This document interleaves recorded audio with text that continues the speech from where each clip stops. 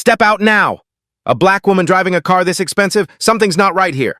Officer Derek Kane gripped his weapon as the BMW door opened. He'd called backup, convinced he'd caught a drug dealer. What business did someone like her have driving a $70,000 car? This arrest would make his career. Riverside District, the wealthiest neighborhood in the city, had been Kane's hunting ground all morning. He'd spotted the black BMW 6 blocks back, tinted windows, expensive rims, driving through streets where she clearly didn't belong. Everything about this screamed wrong. 3 backup units were already in position. The driver stepped out with military precision. Kane expected attitude, resistance.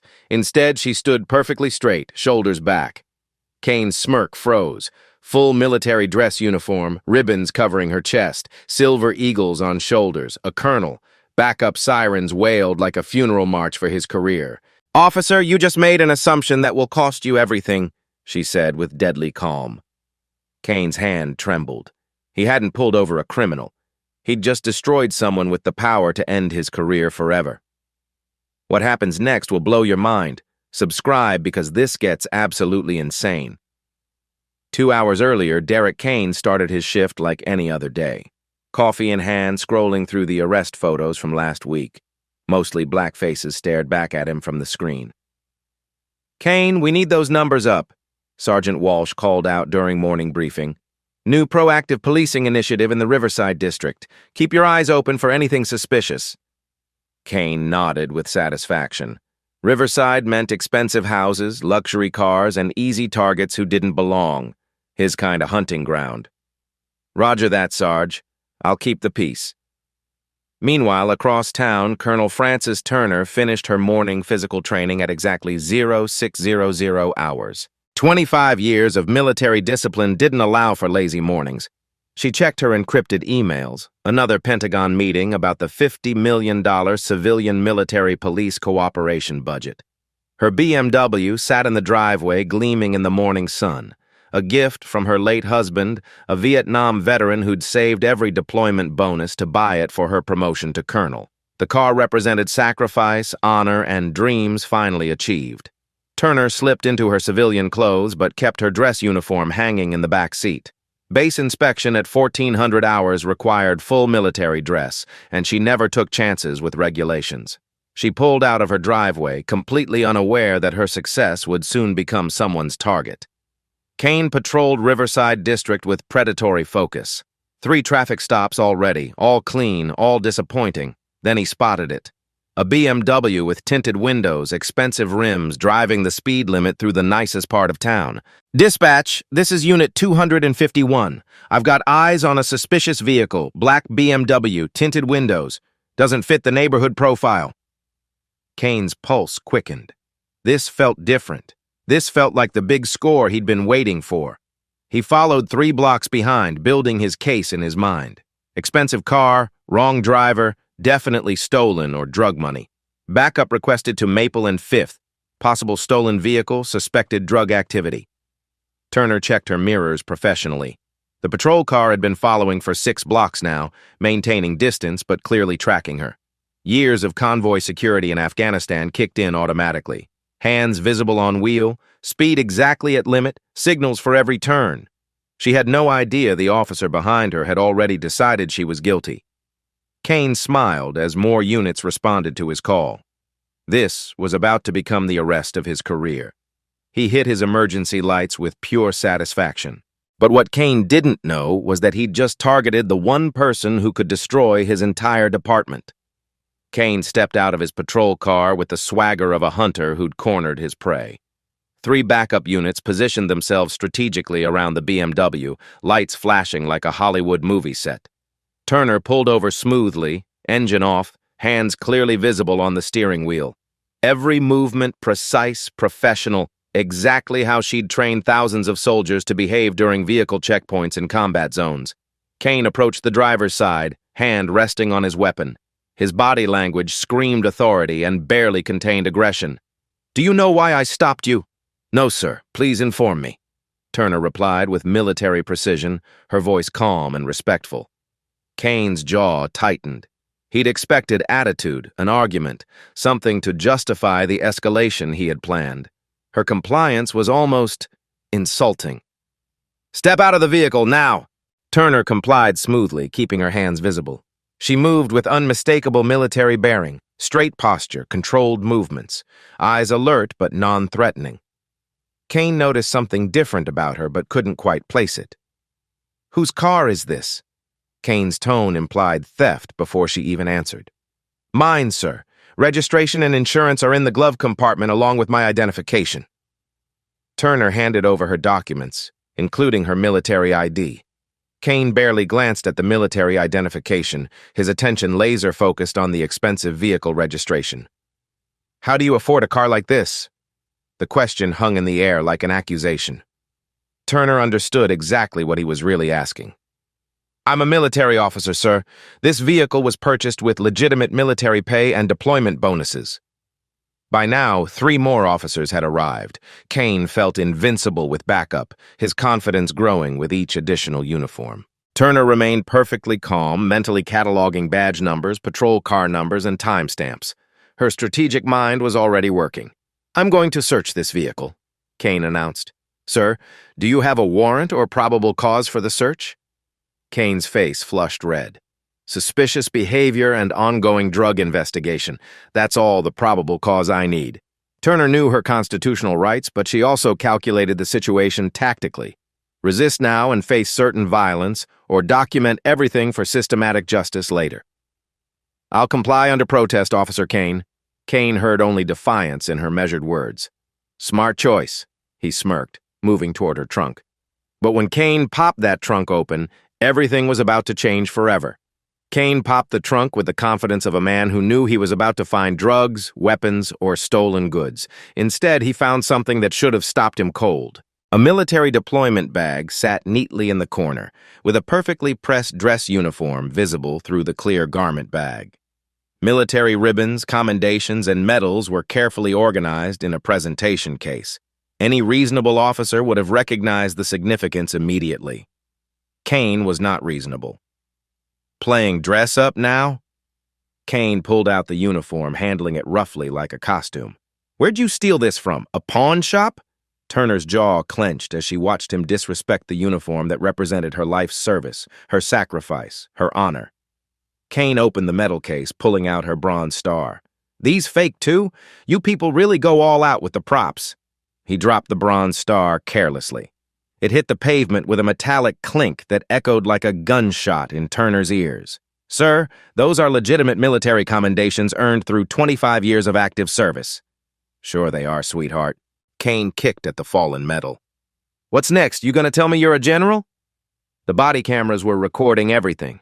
Turner knew that, Kane's backup knew that, but Kane was too intoxicated by his own power to care. "Turn around. Hands on the vehicle." "Sir, if you're conducting a search, department policy requires a female officer." "I'll decide what policy requires." Kane's voice cracked like a whip. Turner complied, knowing the cameras captured every violation of procedure, every breach of her rights, every moment of this humiliation. Kane dumped her purse contents onto the ground. Military challenge coins scattered across the asphalt, gifts from grateful soldiers whose lives she'd saved in Afghanistan, Iraq, Syria. Each coin represented a mission accomplished, a life preserved, an oath fulfilled. Kane stepped on them like they were worthless trinkets. "Drug money?" Kane waved her cash, per diem from last week's Pentagon meetings. "How much you carrying here, sweetheart?" "Sir, that money is legitimate per diem from official government travel." Kane's backup officers exchanged uncomfortable glances. Something felt wrong about this stop, but nobody wanted to challenge Kane's authority. The blue wall of silence held firm. "We're gonna need the drug dog," Kane announced, deliberately extending the detention beyond legal limits. That's when Sergeant Walsh arrived. Walsh was a 20-year veteran who'd seen enough real criminals to recognize when something didn't add up. He watched Turner's composed responses, her military bearing, her professional compliance under extreme pressure. "Kane, what have we got here?" "Suspected drug dealer, Sarge. Expensive car, acting suspicious, probably stolen military gear." Walsh studied Turner more carefully. Something about her posture, her discipline, her way of standing at attention even while being humiliated. "Ma'am, can I see that military ID again?" Turner handed over her identification. This time, someone actually read it. Colonel Francis Turner, 25 years active duty. Current assignment, Pentagon. Walsh's face went pale. But Turner had already made a decision that would end more than just Kane's career. Turner looked into Walsh's confused eyes and realized the truth. There would be no peaceful resolution here. Kane's pride had painted him into a corner, and he'd rather destroy her than admit his catastrophic mistake. That's when Colonel Francis Turner made a decision that would reshape American law enforcement forever. She shifted from defensive victim to strategic predator in the span of a heartbeat. Her military mind began cataloging every violation, every witness, every piece of evidence she'd need to systematically destroy everyone who'd participated in this humiliation. Officers, I need to contact my attorney. That's my constitutional right. Kane couldn't deny the request without adding another obvious violation to his growing list of career-ending mistakes. Turner pulled out her phone and dialed a number she knew by heart. Kane assumed she was calling some public defender. He had no idea she was about to trigger a Pentagon-level response. "This is Wolverine 6, Turner said calmly into the phone. "Requesting immediate command notification. I am currently detained by civilian law enforcement. Legal authority questionable. Time is 13:52 hours. Kane heard lawyer talk. The Pentagon duty officer heard something entirely different. A field commander under attack using emergency protocols. Location intersection of Maple and 5th. Badge numbers 243-351-448. Detention without probable cause. Search without warrant. Military uniform desecrated. Federal officer interference." Walsh caught the precision of her language, the military time format, the professional terminology. This wasn't how drug dealers talk to their lawyers. Within minutes, Turner's phone buzzed with encrypted responses. Base commander alerted. Pentagon liaison contacted. Military legal en route. Congressional notification authorized. But Kane misread every signal as panic from a caught criminal. "Time's up." Kane snatched the phone from her hands. Federal crime. Interfering with a military officer's official communications. But Kane had no idea what he'd just done. Turner looked directly into Kane's eyes with the calm of someone who'd faced enemy fire and lived. "Officer Kane, you have just committed your final mistake in law enforcement. The consequences will be beyond anything you can imagine." "Is that a threat?" "It's a mathematical certainty." Walsh felt ice run down his spine. There was something in her voice, something in her absolute confidence that made him believe every word. Turner was placed in handcuffs, but she used the walk to the patrol car to send one final text to her Pentagon contact. "Full military response authorized. Congressional notification level." As Kane drove toward the station, he was practically glowing with satisfaction. Another criminal off the streets, another successful arrest to pad his statistics. He had no idea that at that exact moment, 3 Pentagon generals were already reviewing the body camera footage that had been automatically uploaded to federal databases. He had no idea that Turner's lawyer was actually a Joint Chiefs of Staff communications officer. He had no idea that the woman in his back seat controlled $50 million in federal police funding. Most importantly, Kane had no idea that his department was about to become a case study in what happens when local law enforcement attacks the wrong federal officer. The reckoning was already beginning, and Kane was still smiling. At the police station, Kane paraded Turner through the booking area like a prize trophy. Every officer in the building watched as he brought in his big catch, the suspicious black woman with the expensive car. "What have we got, Kane?" asked Desk Sergeant Rodriguez, eyeing Turner's military bearing. "Drug dealer with fake military gear. Stolen car investigation," Kane announced proudly, ignoring the obvious contradictions in Turner's composed demeanor. Turner endured the fingerprinting and mugshots with military discipline. Each flash of the camera, each humiliating procedure only strengthened her resolve. The booking officers couldn't help but notice something different about her. The way she stood at attention, her direct eye contact, her calm under extreme pressure. This wasn't how criminals usually acted. Kane embellished his incident report with creative fiction. Erratic driving, attempted flight, resistance to arrest. His backup officers stayed silent, complicit in the lies. Their body cameras told a completely different story, but they trusted Kane to handle any awkward questions later. "I need my phone call," Turner said simply. Kane delayed the process, hoping to extend her humiliation as long as possible. When he finally allowed the call, Turner contacted military legal services directly. Within 30 minutes, the base commander had been briefed on the entire situation. Military protocols kicked in automatically. Any detention of a federal officer by civilian authorities triggered immediate investigation procedures. Kane made his fatal mistake when he decided to place Turner in the general holding cell with actual criminals. It was a dangerous power play, putting a military officer among violent offenders just to prove his dominance. The other inmates recognized Turner's bearing immediately. 2 former soldiers among them offered protection instinctively. One whispered that he'd served in Afghanistan, and something about her rank insignia looked familiar. Word spread through the cell. This woman was the real deal. Meanwhile, 3 expensive cars pulled into the station parking lot. Military legal officers and civilian attorneys stepped out, their presence causing immediate anxiety among the desk staff. "Why would a drug dealer need this kind of legal firepower?" Rodriguez muttered. That's when the front desk phone rang. Pentagon direct line. Captain Morrison took the call personally. The voice on the other end was crisp, professional, and absolutely terrifying. "This is Colonel Williams, base commander. We need immediate confirmation of Colonel Turner's welfare and current detention status." Morrison's face went white as paper. Real Colonel, real Pentagon, real career-ending crisis. Morrison slammed down the phone and sprinted toward the holding cells, but it was already too late to stop what Kane had set in motion. Morrison burst through the station doors like a man whose house was on fire. He cornered Kane in the hallway, his face a mask of barely controlled panic. "Kane, please tell me you didn't actually arrest a real military colonel." Kane's swagger evaporated instantly. The Pentagon didn't make courtesy calls about fake IDs and stolen cars. "Sir, she had expensive stuff. Didn't fit the profile. I thought—" "You thought?" Morrison's voice cracked. "The Pentagon doesn't think, Kane. They know." Body camera footage was already being reviewed in real time. Turner's professional behavior throughout the entire arrest was undeniable. Every protocol Kane violated, every constitutional right he trampled, every lie he told, all captured in high definition. 3 military vehicles with government plates had arrived in the station parking lot.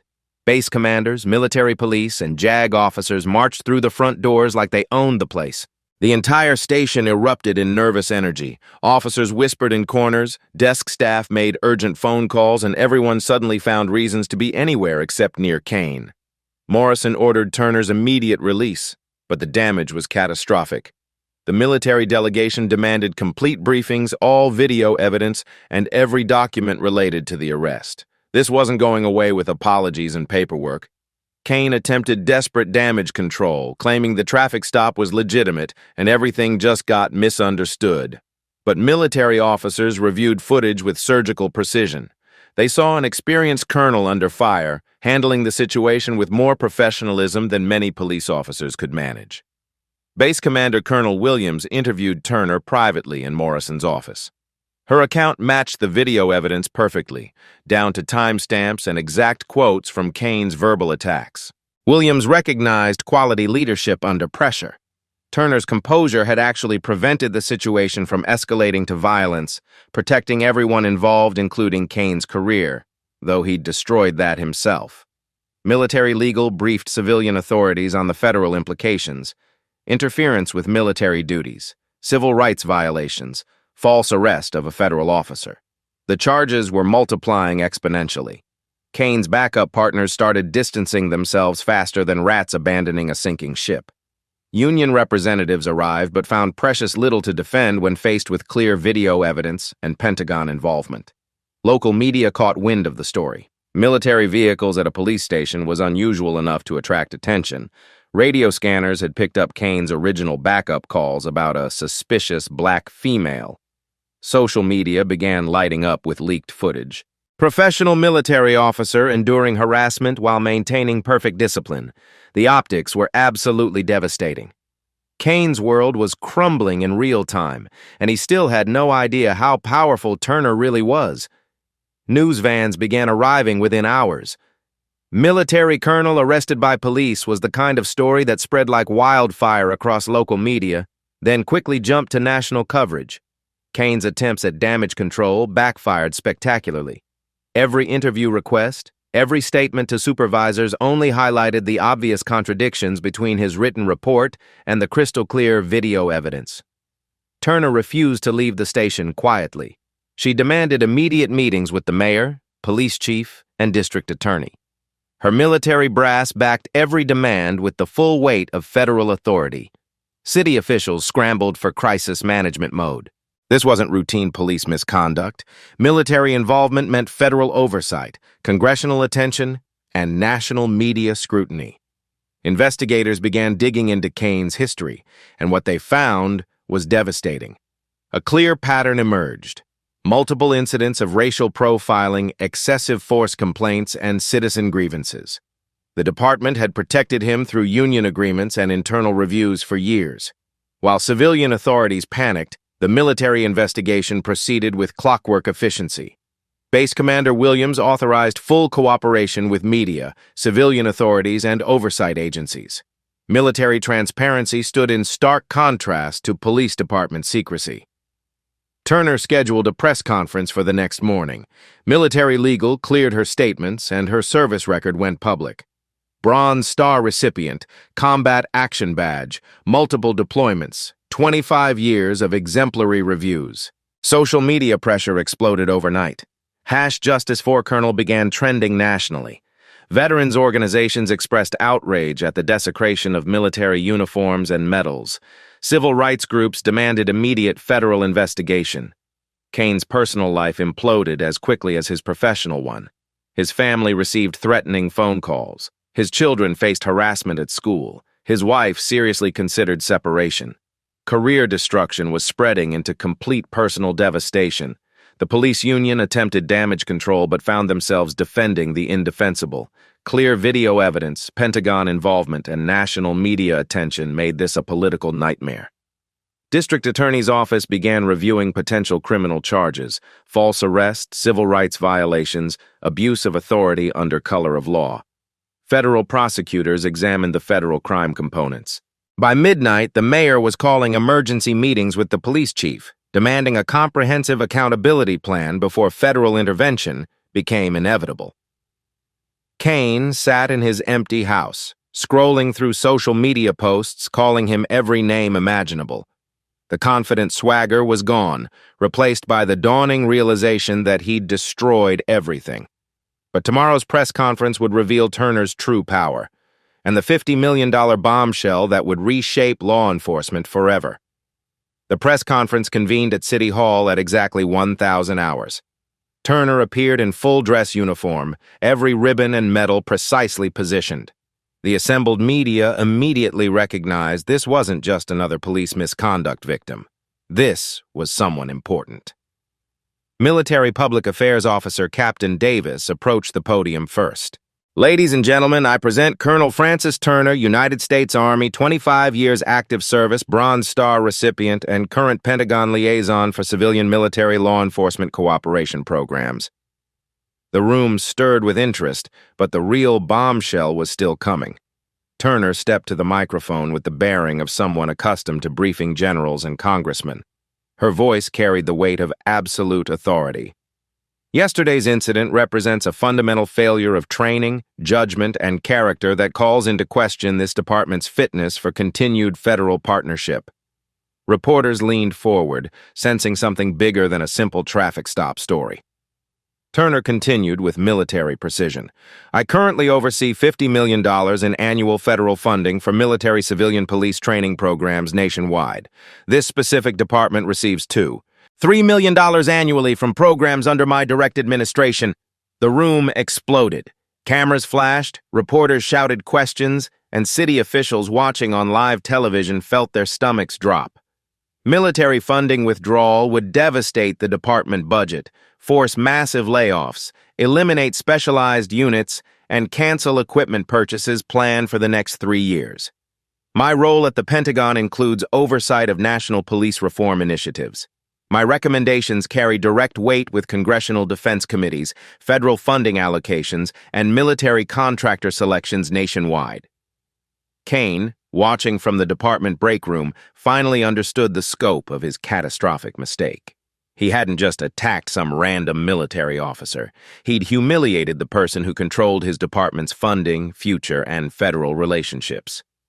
Turner's calm voice delivered the third devastating revelation. Based on yesterday's experience, military investigation has expanded to review all departments receiving federal law enforcement cooperation funding.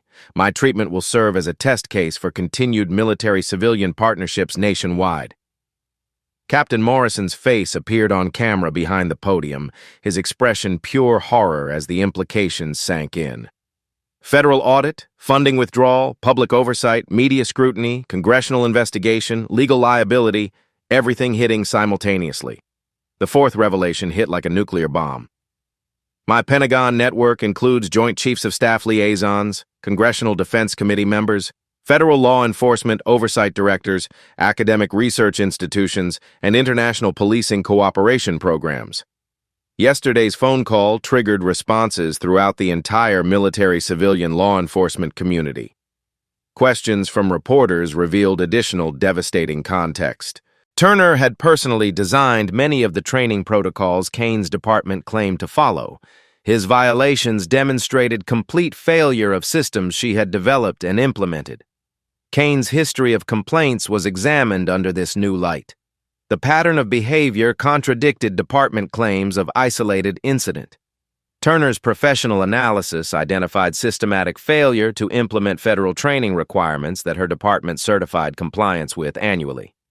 Union lawyers frantically approached Turner's legal team seeking private settlement discussions. She refused absolutely. This required public accountability, systematic reform, and transparent oversight. The final revelation destroyed any hope of quiet resolution. My next assignment after completing this Pentagon tour is command of the Military Police Training Academy at Fort Gordon. My experience here will directly influence how military police interact with civilian law enforcement for decades to come. Her closing statement carried the precision of a military briefing. This incident transcends personal grievance. It represents a critical test of whether civilian law enforcement can maintain federal partnership privileges through demonstrated commitment to constitutional policing and professional accountability. The translation was crystal clear to everyone watching. Fix this systematically and permanently, or lose federal support forever.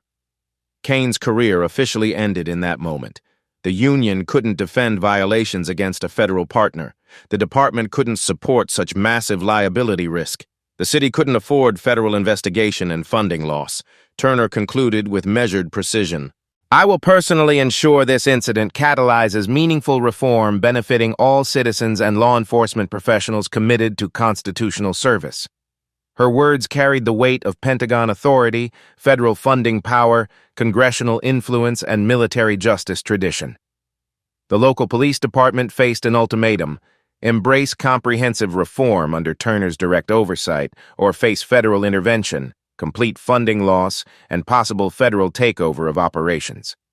Kane drove home to an empty house. His wife had left that morning. His children were staying with relatives. Neighbors avoided eye contact. The full scope of consequences was finally crystallizing. Turner returned to base and received congratulations from commanding officers. Her professional handling had elevated military reputation while exposing civilian law enforcement failures on a national stage. The real consequences were just beginning, and they would reshape law enforcement across the entire state.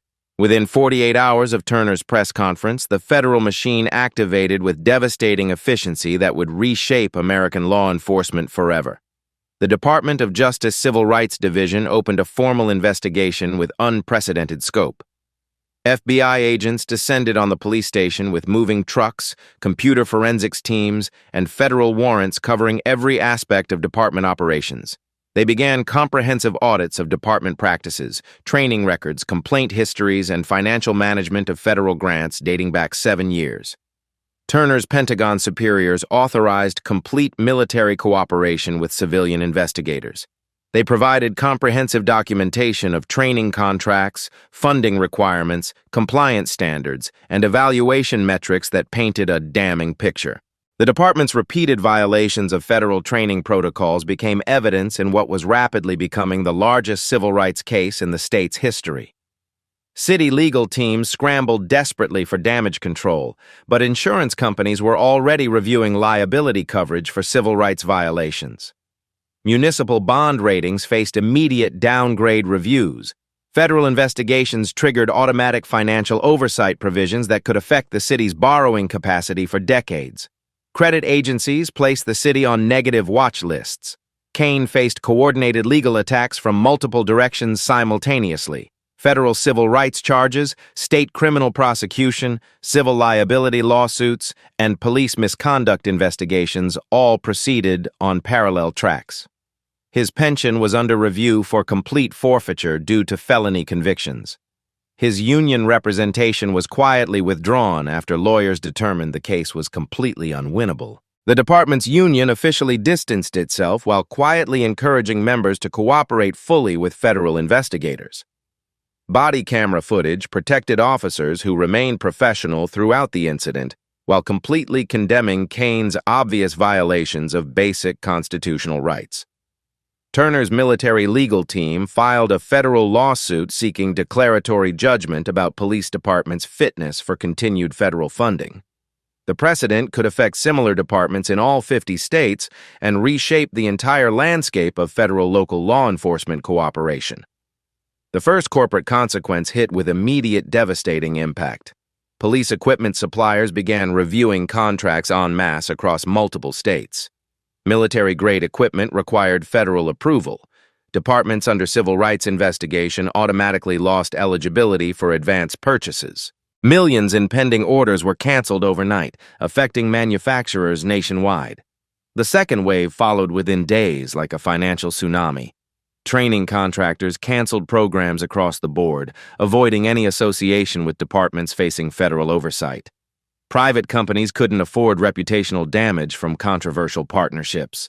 Revenue streams that departments had relied on for years vanished immediately, forcing budget emergencies. Insurance premiums skyrocketed as civil rights violations triggered comprehensive liability coverage reviews. The department faced an immediate budget crisis from increased coverage costs that exceeded their annual equipment budget by 300%. State legislature called emergency hearings on police accountability statewide. Turner was invited to testify about military-civilian law enforcement partnerships, federal funding oversight, and reform requirements. Her appearance was scheduled for primetime television, guaranteeing maximum media coverage and political impact. Her testimony systematically destroyed the state law enforcement lobby with clinical precision. Current oversight systems failed catastrophically. Federal investment requires genuine accountability measures, not cosmetic reforms designed to protect misconduct while maintaining funding streams. Academic partnerships collapsed next in a domino effect. Universities receiving federal grants for police research couldn't maintain relationships with departments under active civil rights investigation. Research programs worth millions in federal funding were suspended indefinitely, affecting criminal justice programs nationwide. Kane's criminal defense attorney attempted to negotiate a plea agreement, but federal prosecutors smelled blood in the water. They offered reduced charges only in exchange for complete cooperation in a broader investigation that was expanding to examine systematic patterns across multiple departments statewide.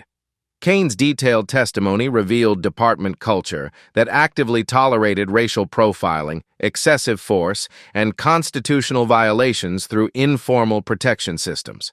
His cooperation opened floodgates to federal examination of practices the department had successfully hidden for decades. City financial analysis painted an absolutely devastating picture. Federal funding loss, $2.3 million annually with no replacement sources. Legal defense costs, $500,000 estimated minimum, potentially reaching millions. Settlement liability, $5 million estimated based on similar federal cases. Insurance premium increases, $300,000 annually for basic coverage. Reform implementation costs, $1.2 million upfront investment required. The total exceeded the police department's budget increases for the next 5 years combined.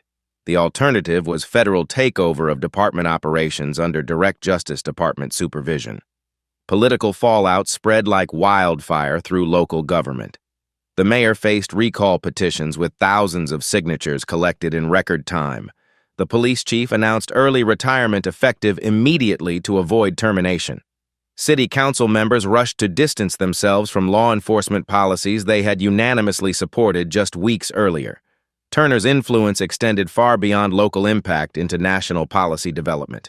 Pentagon briefings included her recommendations for comprehensive policy changes in military-civilian law enforcement cooperation. Her incident became the primary catalyst for federal policy affecting thousands of departments nationwide. Congressional defense committees scheduled extensive hearings to review all police training funding nationwide. Turner's case became the definitive example for enhanced oversight requirements, accountability measures, and funding conditions that would fundamentally reshape American policing practices. Media investigations expanded exponentially across multiple states. National outlets began examining similar incidents in other departments receiving federal training funds. Patterns emerged of inadequate oversight, ineffective training, and systematic accountability failures spanning dozens of states and hundreds of departments. Kane's family faced complete social ostracism that destroyed their entire support network. His children transferred schools twice to escape relentless harassment from classmates and teachers. His wife filed divorce papers, citing irreconcilable differences and unbearable public humiliation. Extended family members publicly expressed shame and completely distanced themselves from his actions. Economic impact spread throughout the city like a cancer. Federal investigation delayed economic development projects requiring federal approval or funding. Business relocations were reconsidered due to law enforcement reputation damage. Tourism declined as negative publicity spread nationally through social media. Turner briefed Pentagon leadership on systematic reform requirements derived directly from her experience. Her recommendations became immediate federal policy.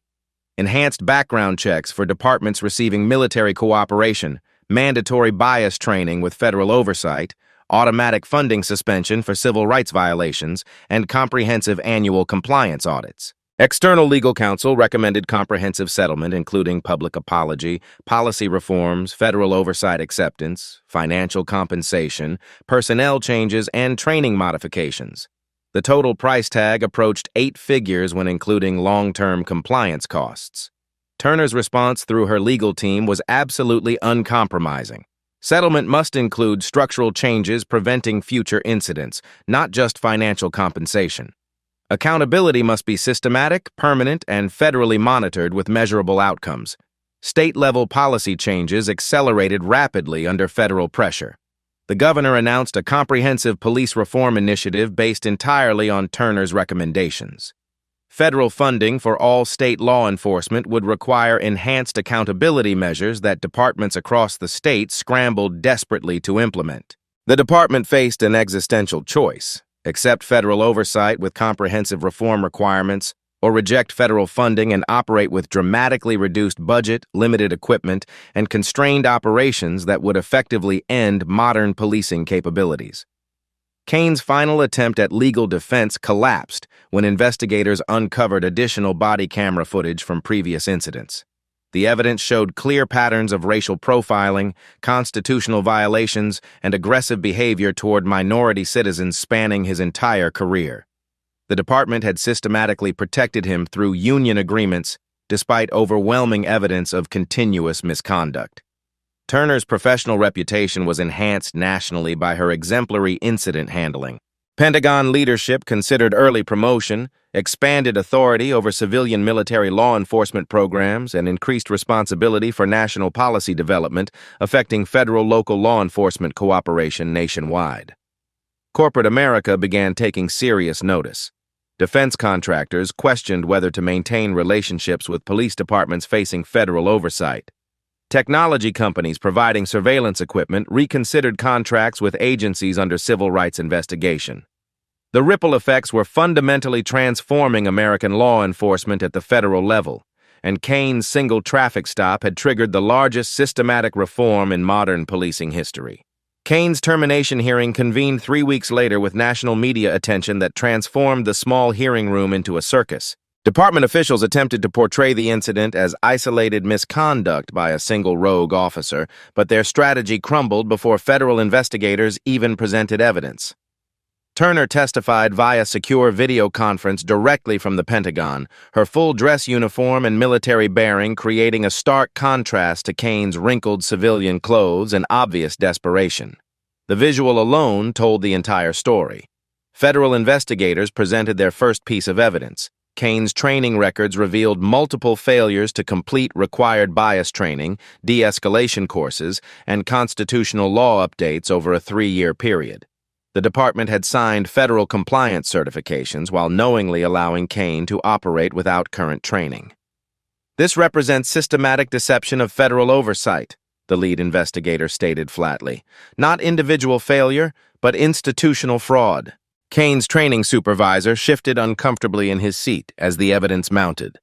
The second revelation was even more damaging.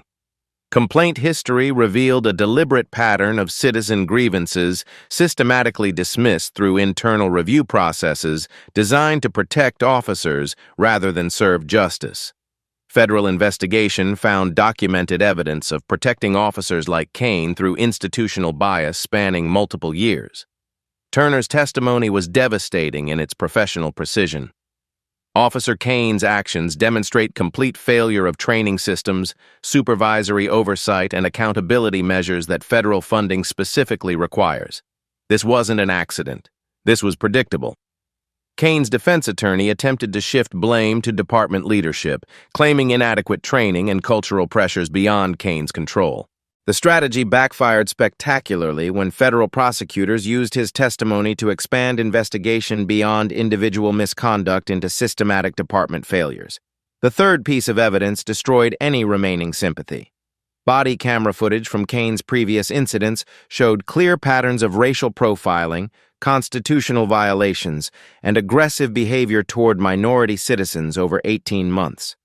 The department had protected him through union agreements despite overwhelming evidence of continuous problems. Department union representatives realized defending Kane threatened their entire membership. They announced the union would not appeal termination decisions if federal investigation limited scope to Kane's individual actions rather than expanding to examine union protection practices. Federal prosecutors rejected the bargain immediately. Investigation continues regardless of individual termination. Systematic problems require systematic solutions beyond individual accountability. Kane's personal testimony revealed the full depth of his bias, entitlement, and assumption of protection through police culture. His own words condemned him completely, showing no genuine regret for actions, only consequences. "I was doing my job the way I was taught," Kane insisted. "Nobody ever told me this was wrong."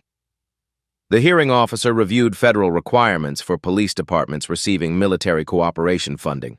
Kane's violations breached multiple federal mandates the department had certified compliance with annually for 5 years. Turner's cross-examination by Kane's attorney backfired spectacularly. Her military precision, factual responses, and professional demeanor highlighted Kane's complete incompetence and unprofessionalism in devastating detail. Kane made his final mistake when he attempted to question Turner's credibility directly. "She's playing the race card for personal advantage. This whole thing is blown out of proportion."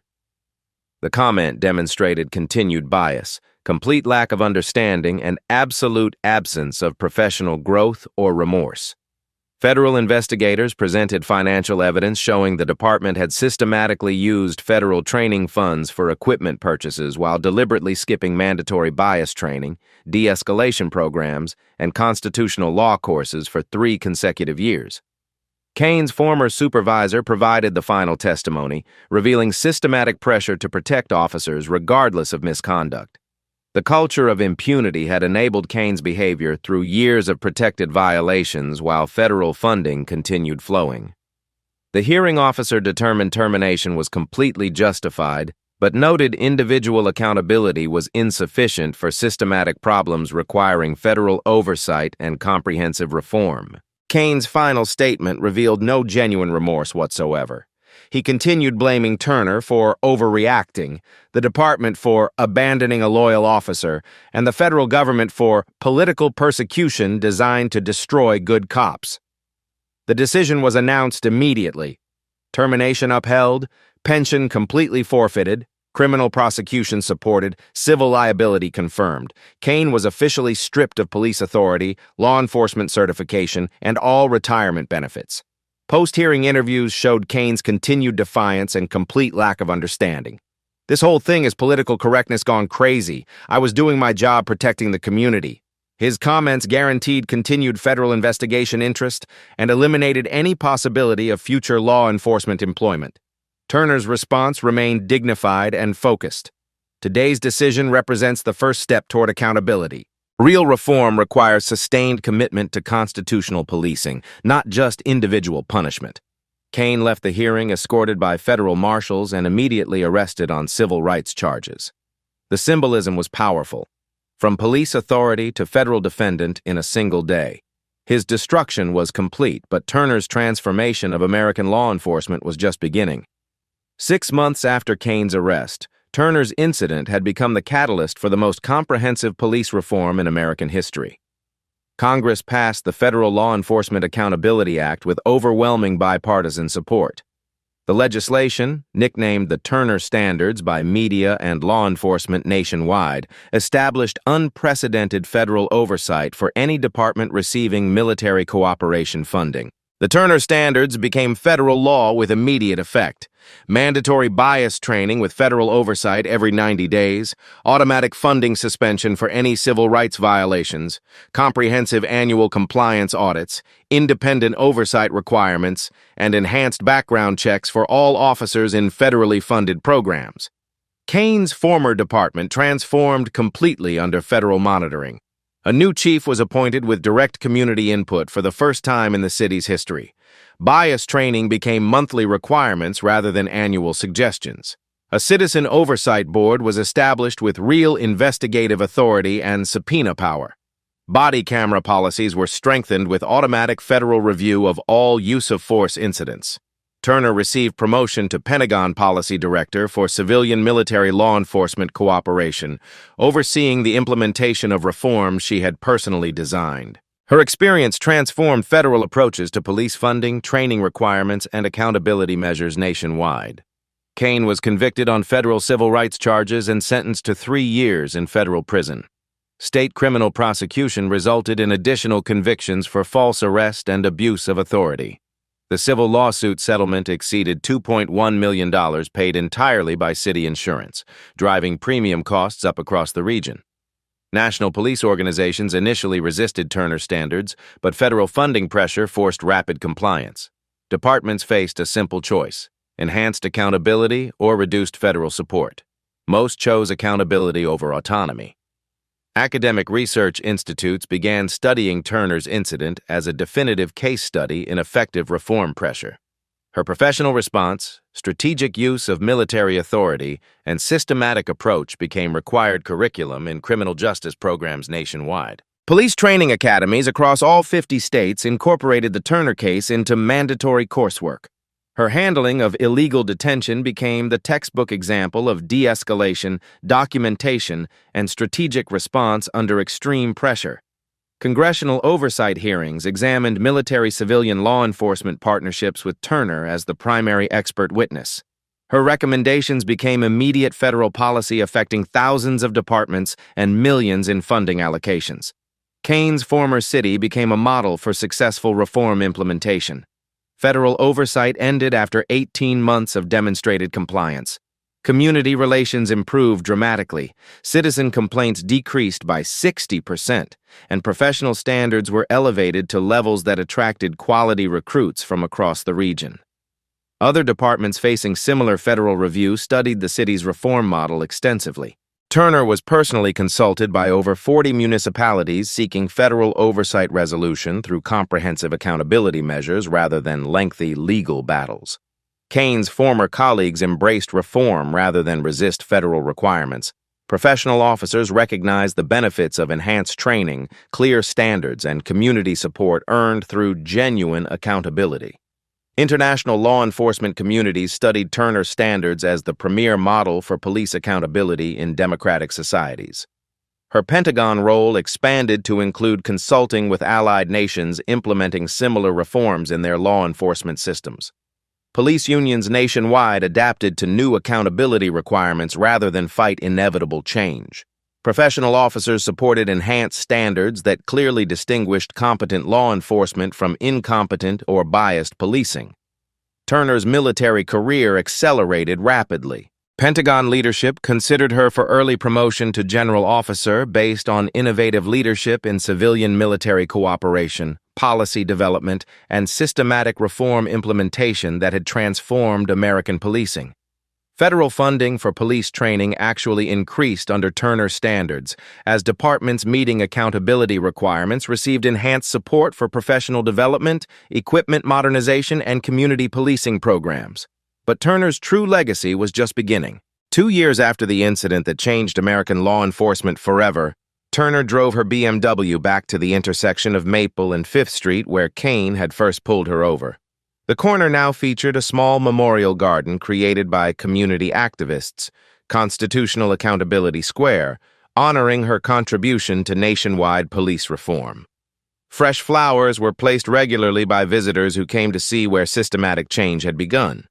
She parked in the same spot where Kane had forced her to endure humiliation, but everything had transformed completely. Officers in the newly reformed department received monthly enhanced training, comprehensive community oversight, and federal accountability measures that prevented racial profiling. Traffic stops now followed strict protocols that protected both citizens and professional officers. Kane was serving his federal prison sentence in minimum security facility 3 states away. Divorced, estranged from children who had legally changed their names to escape association with his actions, he spent his days in prison library reading about civil rights cases. His story had become required study material for new police recruits, learning about consequences of bias, abuse of authority, and constitutional violations. Turner's Pentagon office overlooked Arlington National Cemetery, providing daily reminders of service members who had died defending the constitutional principles Kane had violated. Her work honored their sacrifice through civilian-military law enforcement partnerships built on mutual accountability and shared commitment to justice. Federal statistics demonstrated measurable improvement wherever Turner standards had been implemented. Civil rights complaints decreased by an average of 58%. Community trust in law enforcement increased significantly. Department liability costs dropped substantially. Officer retention improved as professional standards attracted quality candidates while deterring those unsuited for constitutional service. Letters arrived regularly at Turner's office from officers trained under the new standards. One from a young black officer particularly moved her. "Your example showed me what professional service looks like under extreme pressure. Thank you for transforming the profession I wanted to join with pride." Similar correspondence came from police chiefs, community leaders, federal officials, and international law enforcement professionals. Her impact extended far beyond a single traffic stop into systematic transformation that was reshaping democratic policing worldwide. Turner kept her late husband's military portrait prominently displayed. The Vietnam veteran had faced similar discrimination, fought comparable battles, and dreamed of equality his wife had finally achieved through professional excellence under unimaginable pressure. The BMW represented her complete journey from personal injustice to systematic reform. The vehicle that had triggered Kane's bias had become a symbol of professional success, earned respect, and constitutional service properly honored through accountability. Military-civilian law enforcement cooperation thrived under enhanced federal oversight. Departments meeting Turner standards received increased federal support, advanced training opportunities, equipment upgrades, and community development funding that benefited everyone committed to professional service. Kane's former department was now considered the national model for successful reform implementation.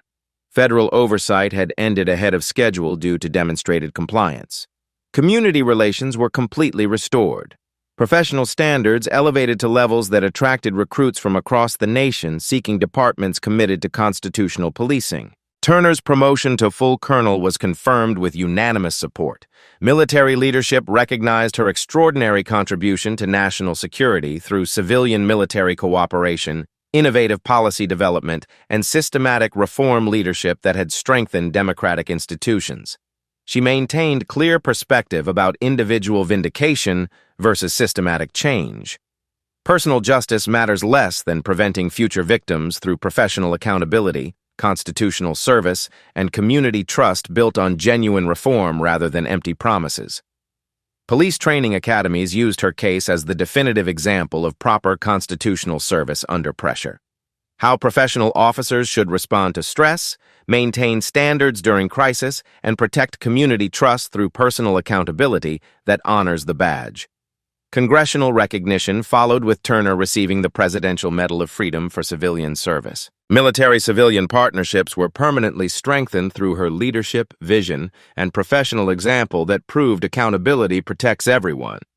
The intersection monument included the inscription Turner had suggested. Professional service honors constitutional principles. Accountability protects everyone. The words reflected her fundamental belief in shared commitment to justice through professional excellence. New officers trained under Turner's standards now patrolled the same streets Kane had once controlled through bias and intimidation. Professional policing had completely replaced prejudiced enforcement through systematic accountability that served all citizens equally. Professional accountability protects constitutional service. Bias destroys everything. Turner's story proves that a single moment of courage can transform entire systems when met with professional response, strategic thinking, and unwavering commitment to justice. Her experience offers a powerful blueprint for anyone facing injustice. Document everything meticulously, respond with absolute professionalism, use available authority strategically, and focus relentlessly on systematic change over personal revenge. This isn't just about one racist cop getting what he deserved. This is about how one person's refusal to accept injustice quietly changed American law enforcement forever. But here's what makes this story even more incredible. Turner could have taken the easy path. She could have accepted an apology, taken a settlement, and moved on with her life. Instead, she chose to fight for systematic change that would protect every person who came after her. Share your own experiences with police accountability in the comments below. Have you witnessed transformation in your community since the Turner standards were implemented? What reforms do you think would make the biggest difference in your area? Your voice absolutely matters in this ongoing national conversation about professional law enforcement and constitutional service. The Turner standards continue spreading to every corner of America as federal requirements expand monthly. Departments that choose enhanced accountability over federal funding loss consistently find increased community support, professional pride, and sustainable improvements in public safety that benefit everyone. Kane's destruction serves as a permanent warning about the devastating consequences of unchecked bias. Career annihilation, personal devastation, criminal conviction, civil liability, and professional disgrace. Individual choices matter tremendously. Bias destroys lives, but accountability protects everyone involved. Future challenges remain significant as some departments still resist comprehensive reform, communities demand faster change, and political pressures threaten sustained progress. Turner's leadership continues through policy development, training oversight, and federal accountability implementation that's reshaping law enforcement nationwide. International observers are studying American police reform as the premier model for democratic societies trying to balance public safety with constitutional rights. Turner's military background brings unmatched credibility to civilian law enforcement accountability discussions worldwide. Next month brings explosive congressional hearings on expanding Turner standards to all federal law enforcement partnerships, not just military cooperation programs. Her testimony will directly influence policy affecting thousands of departments and millions of officers nationwide. Young officers trained under these enhanced standards represent the future of American policing. Professional service, genuine community trust, constitutional accountability, federal oversight, and systematic reform. This new generation embraces change that senior officers initially fought. But the most incredible part of this story, we're just getting started. Next week's investigation reveals how Turner's Pentagon connections uncovered a massive nationwide network of police departments, systematically violating federal training requirements while receiving hundreds of millions in military cooperation funding. Her methodical approach identified corruption patterns spanning 38 states, over 600 departments, and thousands of officers. And the federal response will completely reshape American law enforcement forever. What systemic changes would you implement to ensure constitutional policing in your community? Drop your reform ideas in the comments below and join this crucial conversation about building law enforcement that truly serves everyone with professional accountability, genuine respect, and unwavering constitutional service.